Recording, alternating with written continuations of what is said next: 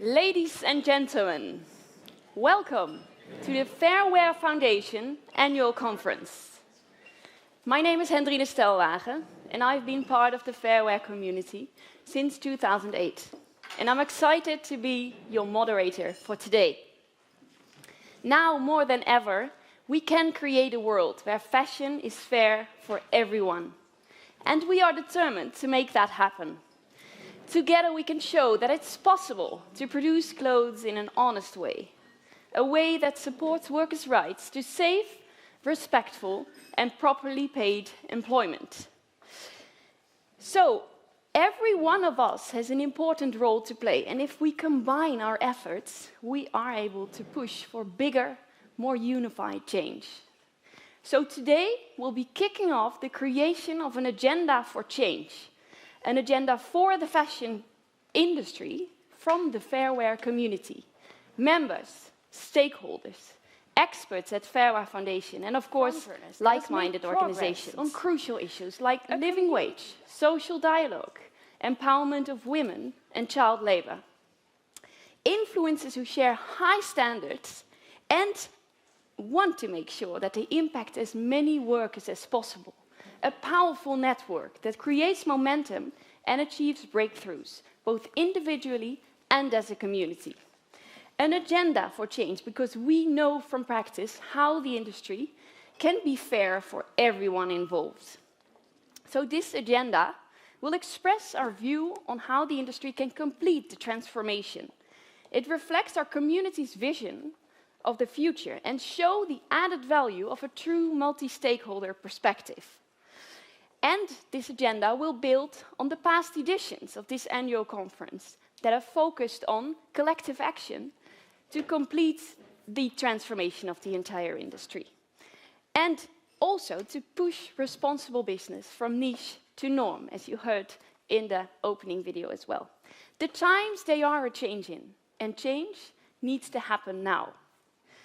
So there is still a lot to do, and that is why I'm so thrilled to see so many of you here today to start working on this joint agenda for change. So that's what we'll be doing this afternoon. But first, let's be inspired by the various speakers and participants of the morning sessions. Now, to officially open this conference, we are honored to welcome the Dutch Minister for Foreign Trade and Development Cooperation. Minister Sigrid Kaag has a long and impressive track record, but in a nutshell, she has been working tirelessly on a better world ever since she left Shell Oil in 1990. Before joining the Dutch cabinet, she had a long and successful career at the United Nations, where she was appointed Under-Secretary General in 2013. Her work in the Middle East, including the mission to eradicate chemical weapons in Syria, earned her the Carnegie Wadler Peace Prize. Now, as a minister, Ms. Kaag is shown strong leadership for promoting fair, sustainable supply chains. With the experts at her ministry, she has assumed a front-runner role at both national, European, and global levels. Her policy note makes clear that she intends to continue to work and push for a new normal in the garment industry. One in which women are treated decently and can move up. One in which workers can organize themselves and get paid a living wage. One in which there is no more child labor. Please join me in welcoming Minister Sigrid Kaag.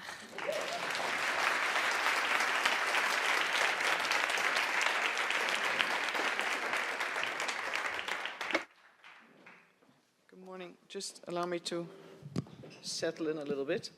Well, I'm delighted to be here, and thank you very much, Hendrine Stelwagen, for your kind introduction. I'm told she's left Fairwear and has become a designer independently. We're all waiting for her website, so at least also I know what to wear and what is sustainable and fairly produced.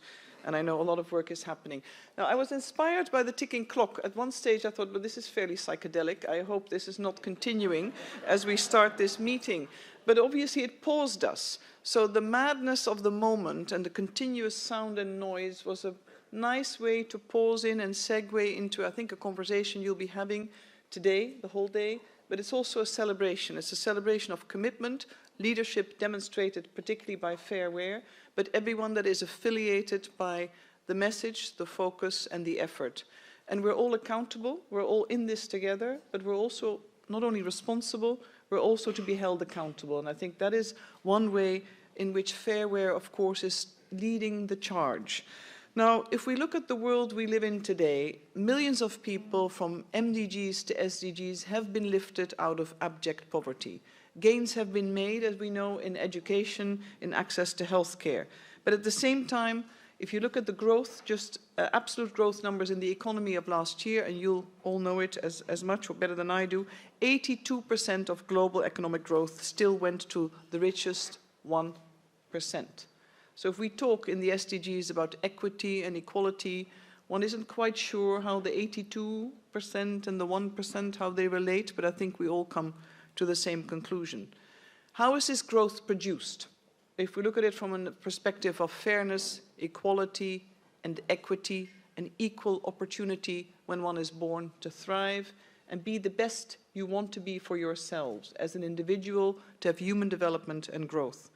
Particularly looking at the garment industry, of course, I think many a consumer, and I confess I probably also belong until fairly recently to that generation, I do not pause necessarily and think, how was this produced? That level of immediate, constant awareness, I think, I dare to say, is lacking amongst the majority of consumers, certainly my age. And that's not an ageist thing, because I'm enlightened that I know younger people are over the hump of cynicism of international cooperation. Younger people embrace the notion that we can change the world, we can and must live in a different world that is shared, where prosperity is shared, and shared prosperity is also shared collective security for all. So if you start from the center point of access, justice and rights, a human rights agenda, Fair Wear, from my perspective, is the place to go. Because it tackles an industry that I think has become emblematic for, certainly in a lot of places still, abuse, poor or appalling labor conditions, exploitation of women, and always commensurate with child labor. If you put those elements together, one can hardly speak of fairness. Hence, I'd really like to applaud you and commend you for your leadership individually, for having had the courage and the guts to take on a very sensitive issue, and one that in Western societies often feels like a very long journey to travel.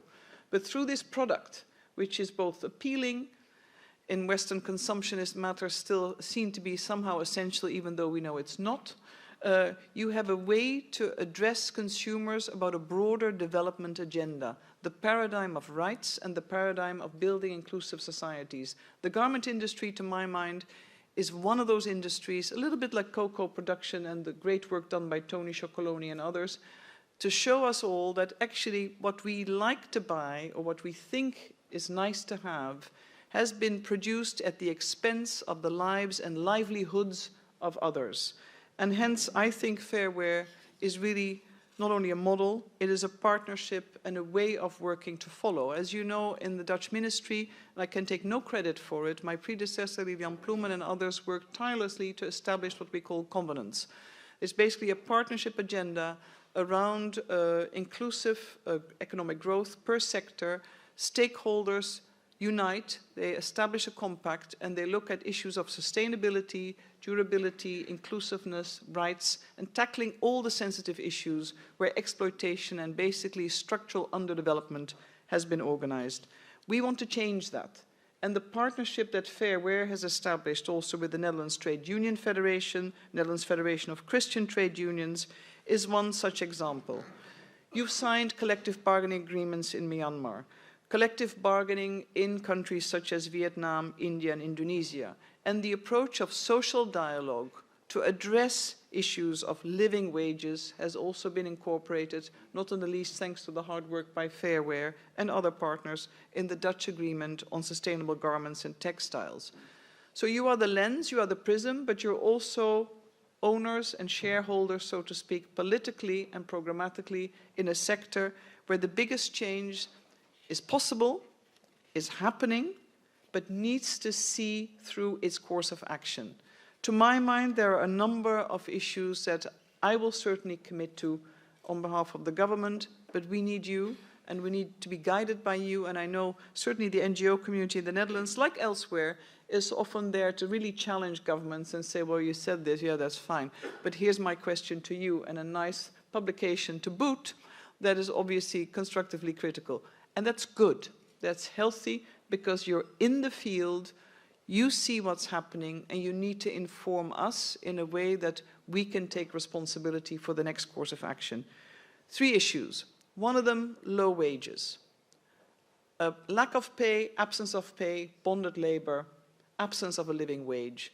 I'm making this a priority, the priority within the context of sustainable production and our agreements. We have signed an agreement and a compact with ILO to finance their studies to work out and map out the methodology around a living wage, fair and living wage in a number of countries. Because to me, this is the crux. We will never totally tackle issues of child labor if the family, the adults in the family, are not paid a living wage, which will include ability to send their children to school and keep them in school. Being in school is not enough if you are not able to stay in school to succeed and complete your education. This is one. Secondly, abuse in the sector. Beyond safe working conditions, it is also about treatment and maltreatment and recourse to justice as part of a broader labor package. I think this is extremely important. Thirdly, child labor. It's the obvious one. It is, I think, to my mind, it is a symptom of where the whole chain has failed. Families, I think no parent has this dream to send their child to work in the fields, in the garment industry, or elsewhere, in the absence of other opportunities. This is when everything else, the system itself, and we remotely as consumers or governments have failed the 152 million children that are documented, at least still working. In the workplace, out of school. This is a tremendous loss of human capital. It is a contribution to the delayed development of a country. And if we do not invest and nourish the new generation, if we do not equip children with the opportunity to learn, to equip themselves not only of life skills, but educational attainments, we have failed a new generation, not just in conflict situations where we see regress, but also in other countries, in Asia and elsewhere. But we have a shared responsibility. That's why I have recently taken it up in Bangladesh to discuss the issues surrounding the accord, the Bangladesh Accord, and have worked with the government to see if a solution could be found. I don't promise success, but I promise investment and political endeavor on our part. Equally so, we are broadening, by the governments of the Netherlands, we want all European member states with the Commission to take up issues of sustainable production, inclusive, looking at it through a rights lens. Of course, we have the success and the implementation proceeding of the covenants in the top sectors in the Netherlands. We would like this to be mainstreamed, owned by all, so we can really have the impact to scale and the influence in countries where we want to work and where these situations need to be addressed. And last but not least, I think we want to work more effectively and more inclusively than we've done to date with the private sector. Last but not least, and it's something I've said before, the words of Kofi Annan, I think, resound. In a world where globalization clearly leaves behind many, not just in OECD countries, but I would say particularly, because they're not as vocal and in our screens, people from the global south. He said, if globalization doesn't work for all, in the end, it will work for no one. And I think that's the clarion call for all of us. And I love the opening words of Hendrine.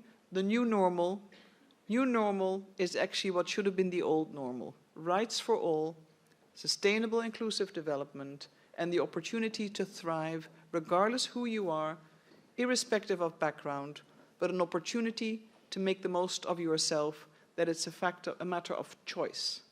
Not absence of opportunity, but a matter of choice. Development is possible. I don't belong to the culture of cynics, as you can tell. It's hard, yes, but the collective power in this room will certainly be the message to all the cynics potentially around us, some in Holland, some elsewhere. Now is the moment, and considering that you're most of you, much younger than I am firmly reaffirmed in my belief that youth has the agenda and understands what needs to be done to live sustainably on this planet for many more generations, but doing it differently. Thank you very much.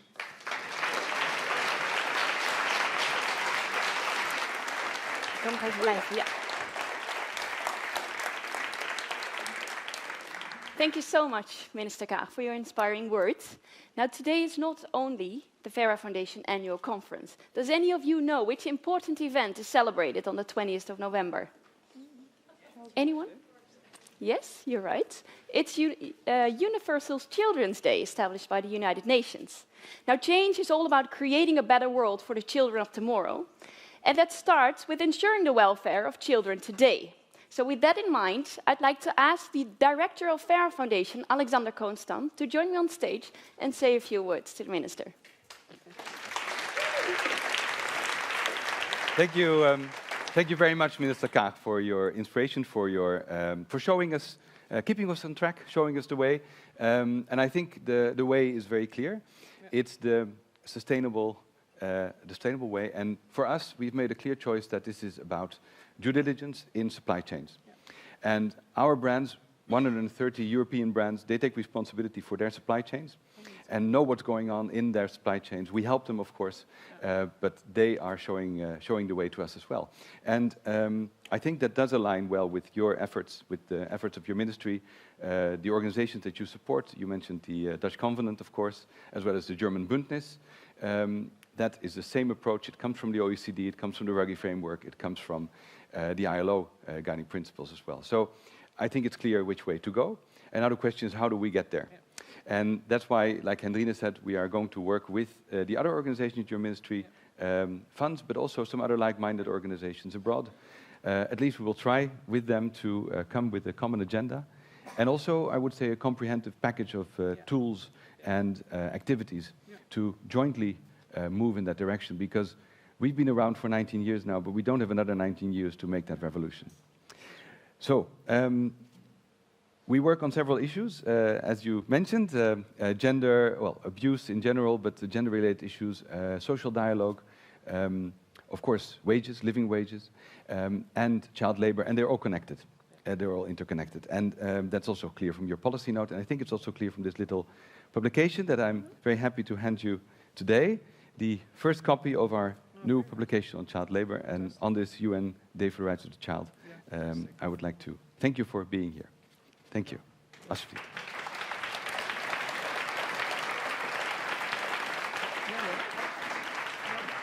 Misschien nog kort reageren? Of? Yeah, well, I think I got this quiz right because I worked for UNICEF for a number of years, yes. So at least that worked.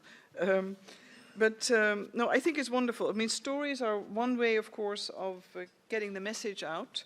And at the same time, I always know that with the story comes a call, comes an expectation, and comes a suggestion. So there's no free reading of this booklet. It should be with a commitment, and everybody that reads this should say, this is what I will personally contribute to or commit to do today or to change in my own personal behavior.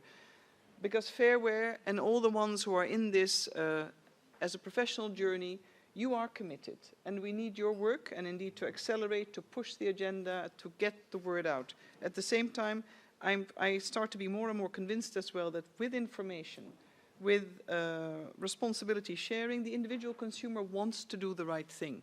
If companies may be slow, if countries may be not always willing to adjust because it's tricky, it's legislation, there are competing demands, vested interests, consumers, certainly in OECD countries, younger generation, they want to do the right thing. The profile of people is very, very different. And they will inspire their parents, their siblings, and others. So ask anybody who reads this booklet, and I will do the same. You've read it. What will you do differently today? I will do so. Thank you very much. Dank je hartelijk. Dank je wel. Thank you, Minister Kaag and Alexander Koonstam. It's great indeed. Reading comes with a call. It's one to remember. Okay, so with the UN Children's Day still in mind, we move on to the next chapter of this morning's program. Since Fairwear and its members want to shape the future of fashion, we have partnered with Missing Chapter Foundation to install a Council of Children that will advise Fairwear Foundation in the coming 3 years on important strategic questions. Now, to introduce this initiative, I would like to introduce you to the director of Missing Chapter Foundation, Marloes van der Haven.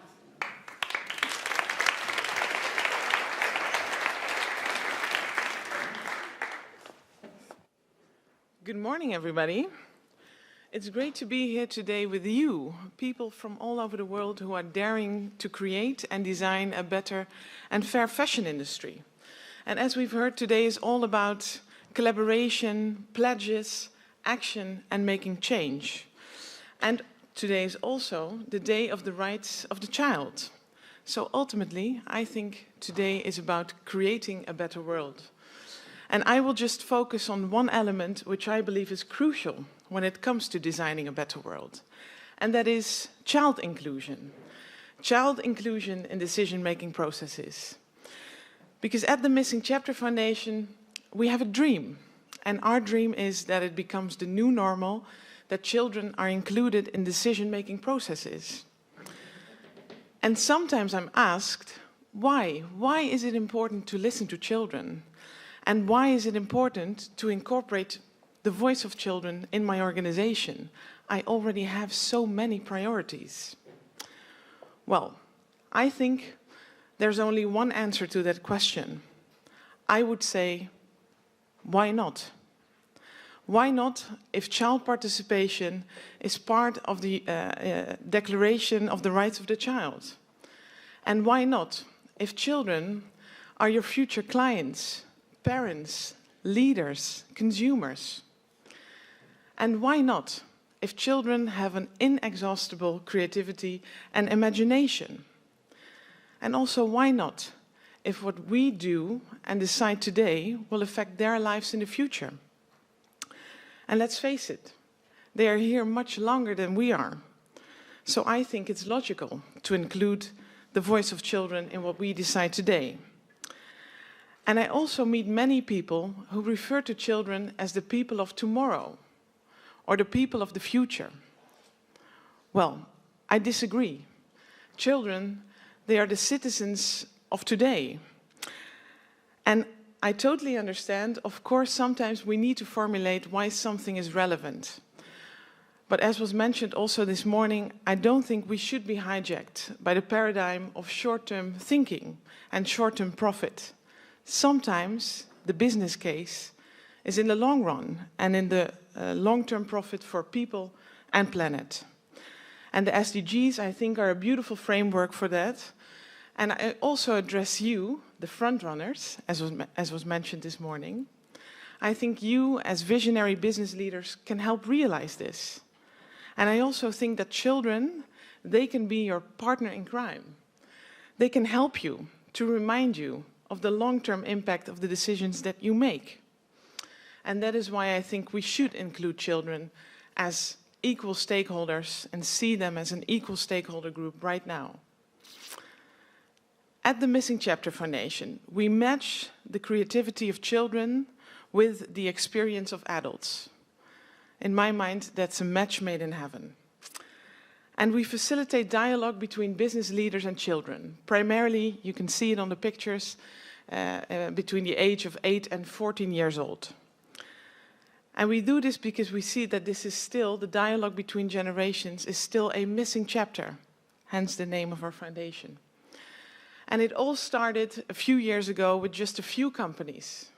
That's how movements work, right? And I'm very happy that some of the, one important founding partner is here today, Aniek Mouter from Unilever, who is with us from the very start.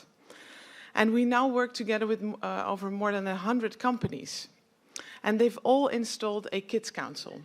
So besides their supervisory board, their board of directors, they also have a Kids Council. And they talk with children about all kinds of important subjects, like child labor, like the environment, like what is needed for a healthy living style. And I'm also pleased that we're working more and more with municipalities and ministries.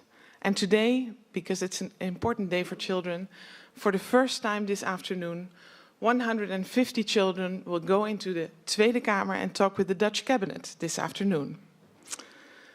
So I think everybody gains from this collaboration.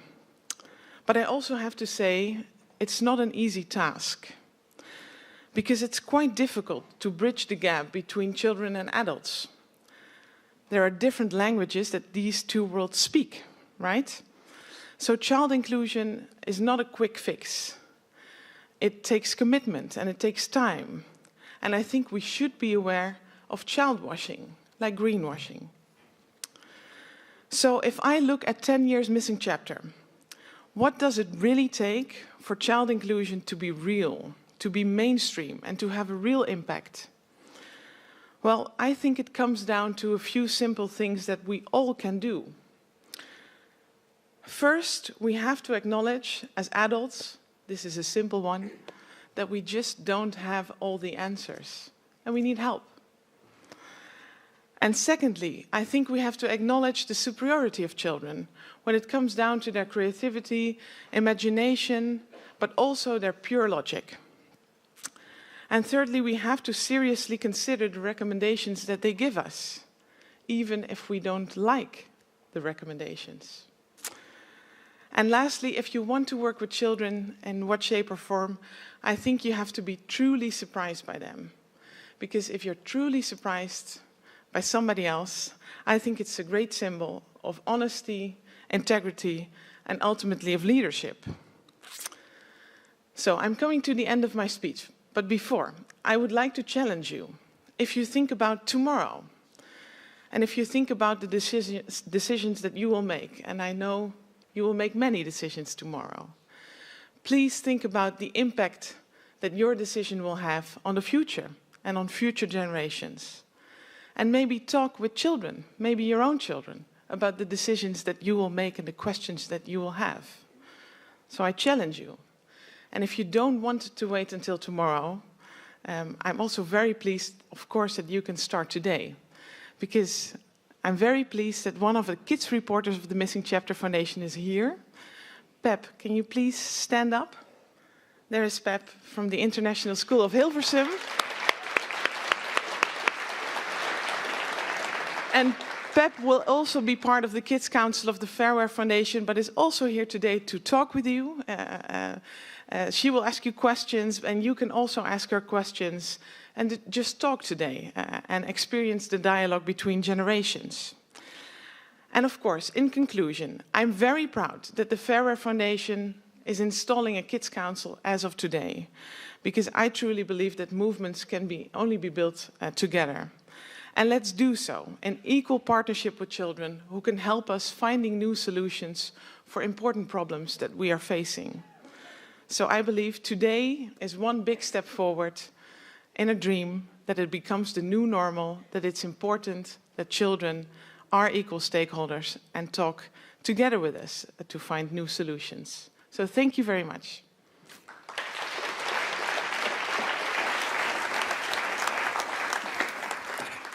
Thank you, Marloes van der Haven. And thank you, Pep. It's so great to have you here as well. Pep, as a kid reporter, will be wandering around during the break to talk to you, so keep an eye out. And yeah, also give the best answers you have. And don't be afraid to be direct. All right, good luck with that in a minute. But first, the next part. This year's annual conference features a new innovation, and it's called Buzzmaster. Are any of you familiar with Buzzmaster already? Yeah, maybe 1, 2, or 3. But don't worry, you get a thorough introduction. Buzzmaster is a tool to optimize conferences and to incorporate the wisdom of the crowd, you, into the event. And the reason we've chosen to use Buzzmaster this year is to make sure our members and stakeholders are actively engaged in the dialogue about sustainability, because we want to make sure that all your voices and various opinions are heard. Because if we want to change that industry, We can't do it without the help of every one of you, without the input and the wisdom of every one of you. So today, we have our very own real-life Buzzmaster, and his name is Michael. Give him a hand. All right. Hi, guys. Hi, Michael. Hi. Welcome. Good morning, everybody. So exactly like Hendrine said, we have a tool that we're going to use.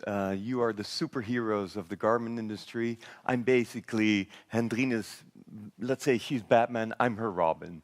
I'll be there, pitching in once in a while, telling you guys stuff, but we want you to share your stories with us, ask speakers questions, and we'll also ask you guys questions. We'll also be using it later as a matchmaking tool. I've told Hendrine not to call it Tinder, so I'll just take it away from her and do it myself. But in order to do that, you need to log on to our network. So everybody needs to just grab their smartphone. We are fully GDPR compliant, which means that we will not abuse or do anything with data. This has all been checked legally, etc., so that's all okay. I have to say that. So if you take your phone and you go to your Wi-Fi settings, if you don't know how to find your Wi-Fi settings, you have a real problem? No. If you don't know how to find your Wi-Fi settings, ask your neighbor, and then surf or go to the Buzzmaster network, connect to that. Just wait a bit until you get the two little blue thingies or until it says you're connected. Once you've done that, you open a browser and you surf to buzzmaster.io. buzzmaster.io. They're also at the top of the screen here. You'll be asked to agree, that's the GDPR settings, and then you will be asked to type in your name.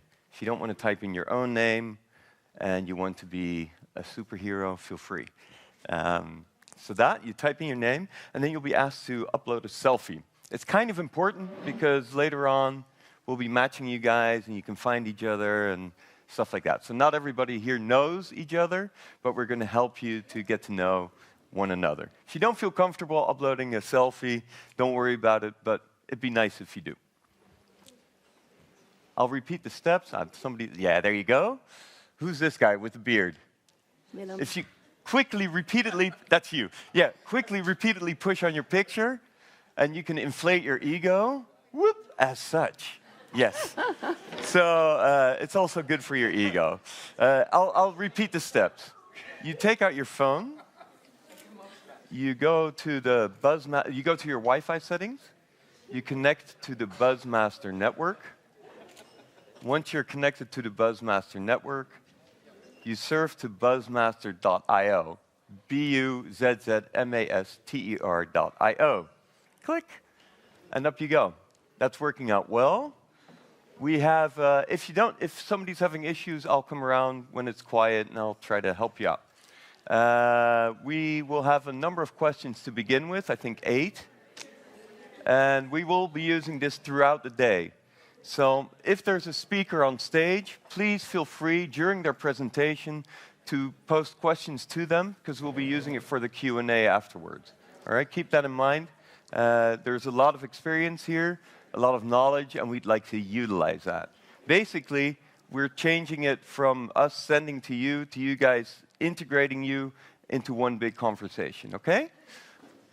Nice. Yeah. Okay, cool. Hendrine, I'll go back to my spot. So you might hear and see me once in a while.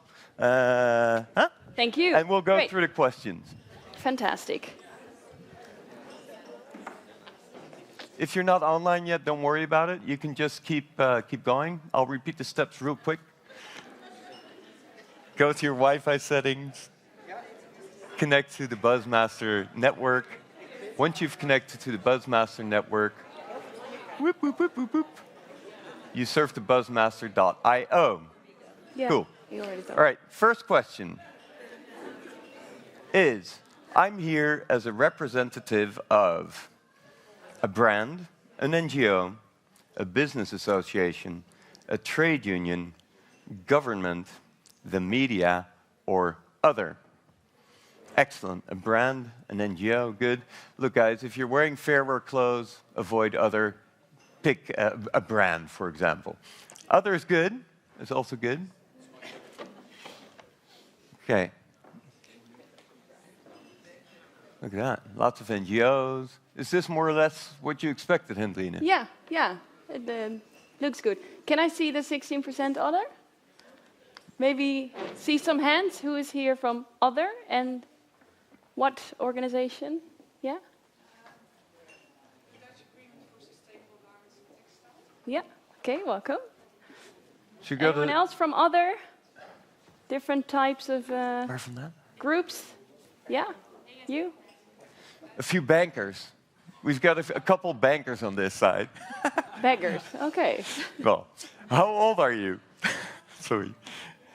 0 to younger than 25. That would be Pep. 25 to 35, 35 to 45, 45 to 55, or 55 and older. There you go. Good. As the minister said, the youth has the power. Yeah. That's looking pretty promising. I'm one of the older guys, so. Yeah, it's good. It's a nice cross-section. Yeah. And what do you hear most for? So this is just an open field. You can type what you like. What is your interest here? What do you hope to gain here? Food, Marty? Marty. Marty. Cool. Peb, there you are. Inspiration. Mini You connect. Joy will be doing that later on, so that's good. Mini donuts, Emma. Storytelling. Oh, that looks good. Knowledge, We can give exchange that and today. talks, relevant debate, that's definitely going to happen, and you'll be part of that as well. Improve our business, learning from others. Very nice. The next question is, what percentage of your clothing today comes from fairwear brands? What percentage of your clothing today comes from, really? Yeah. Does that include shoes as well? I don't know. And underwear? Underwear? Fairwear I don't know. Fairwear underwear, yeah. Well, yeah, you can include it. Probably will be lower then, but okay, it's not bad. Not bad. Yeah, 48. getting there. Almost half of your outfit. At least you're honest, right? How far is your organization on the path toward fair garment industry and supply chains? I have to apologize to Ruben.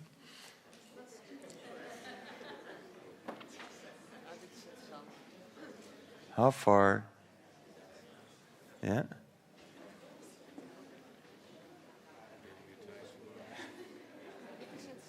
Okay, and then you'll be asked to give a small explanation of that. Blip. Here we go. So just up down to the path, 19%. It's good because it shows growth as well. About halfway, 38% we've had some setbacks, and 9%. Well, that's good though, that's low. Yeah, I mean, it's still 10%, but it's not as bad as it could be. Let me just show you what just those that stepped into, or about halfway. Let's have a look at those guys. There's always more work to do, of course, Eshan, and there is no end. You can always do more.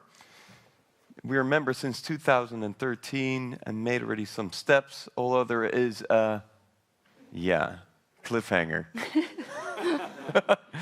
That's okay. It's a long journey to be refreshed. Okay, fair enough. And here, there's always room for improvement. It's funny because it comes across to what people are saying about being halfway. A shrinking space in China, that sounds weird to me. I don't know what that means, but it's a continuous process. There's always room to improve, but it's nice. Those that said halfway and those that... Maybe we can go to Evelyn for a moment. Yeah. Maybe she can elaborate on that. Where's Evelyn? Yeah. No, I just wanted to say that we've had some setbacks because of the shrinking space in China. Yeah, okay, yeah. What does it mean, shrinking space in China? Not space. Yeah, the NGO law, Exactly, yeah. the government.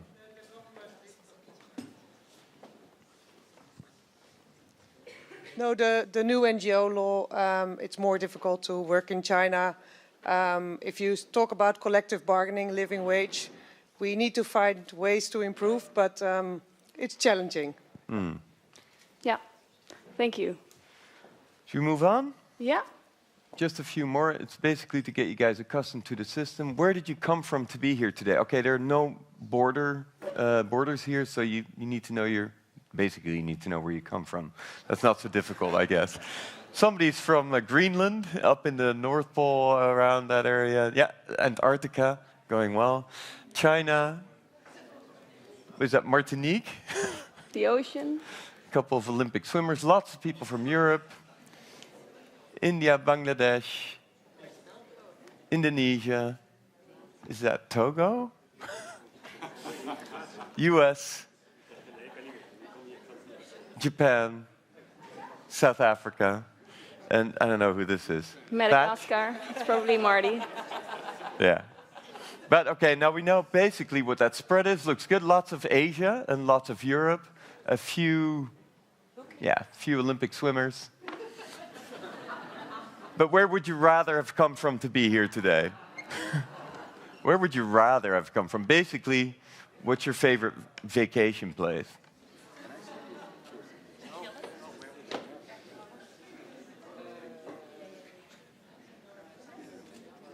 Australia always does well. US, what is that, Cuba? Venezuela? Very Strangely, widespread. when I ask this question, I sometimes use it. Nobody ever goes to North Korea. It's a real surprise. Is it? Well, no. Not yet, but it's coming, right? We have two more questions, guys. What is your most important question for the Council of Children? What is your most important question for the Council of Children? They're both related to the Council of Children. So, Peb, ears open. We'll get to see you guys later, so you can have it. Here you go, that's a nice one. What do you want us to do? From Jane?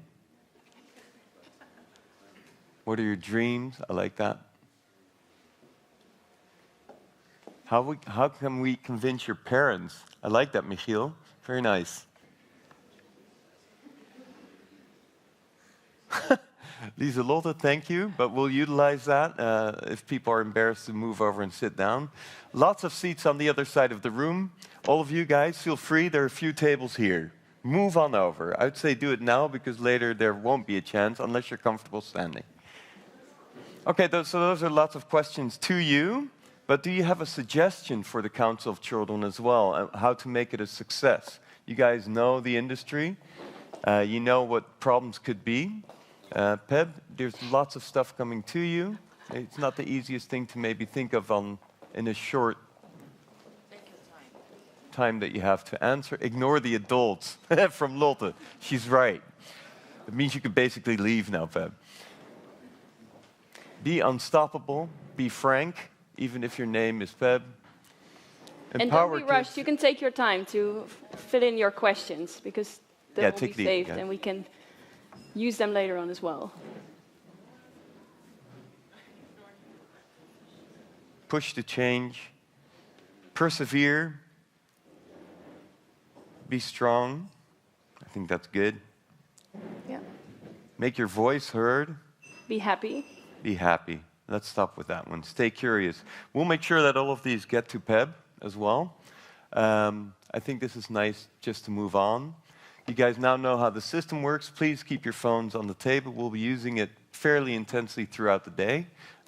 Yeah, but I'll let you know if you Right. need to grab your phones again, pick up your phones and use them. Okay, thank you so much, Michael. All right. I hope it's all clear, but I can't imagine it's not. So, and otherwise, just ask for help to your neighbor or someone else. Or me. Or you.